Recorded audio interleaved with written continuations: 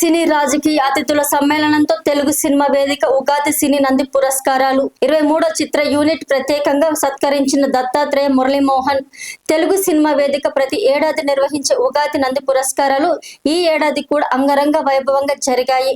హర్యానా మాజీ governor Bandaru Dattatreya, ఉపసభాపతి రామచంద్రులు Naik, senior నటులు మురళీమోహన్, పృథ్వీరాజ్, దర్శకులు కృష్ణారెడ్డి, దర్శకుల సంఘం అధ్యక్షులు విఎన్ ఆదిత్య, తెలుగు సినిమా నిర్మాతల మండలి అధ్యక్షులు దామోదర్ ప్రసాద్, నిర్మాతలు అచ్చిరెడ్డి రాంకి, పార్లమెంటు సభ్యులు బలరాం నాయక్, భద్రాచలం ఎమ్మెల్యే ఏ తెల్లం వెంకట్రావు, ఫిట్నెస్ గురు అనుప్రసాదులు హాజరైన ఈ వేడుకలో ఇటీవల గద్దర్ అవార్డు పొందిన 23 చిత్ర యూనిట్ ని ప్రత్యేకంగా ఉగాది నంది పురస్కారంతో సత్కరించారు.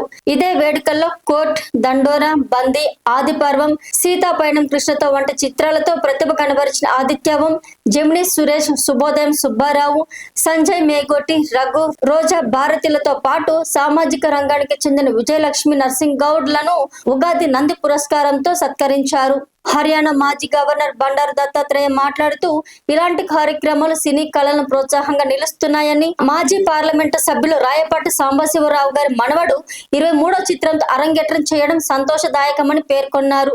సీనియర్ నటులు మురళీమోహన్ మాట్లాడుతూ విజయవర్మ పాకలపాటి తెలుగు సినిమా వేదిక ఆధ్వర్యంలో నిర్వహించిన ఈ కార్యక్రమంలో చిన్న చిత్రాలను ప్రోత్సహించడం అభినందనీయమని, 23 చిత్రంలో హీరో, హీరోయిన్ తేజ మరియు తన్మయ్ సహా నటులు అందరూ చాలా సహజంగా నటించారు. అలాగే దర్శకులు రాజ్ కొండ మరియు ఇతర సాంకేతిక నిపుణులు తమ ప్రతిభను కనబరిచినారని అభినందించారు.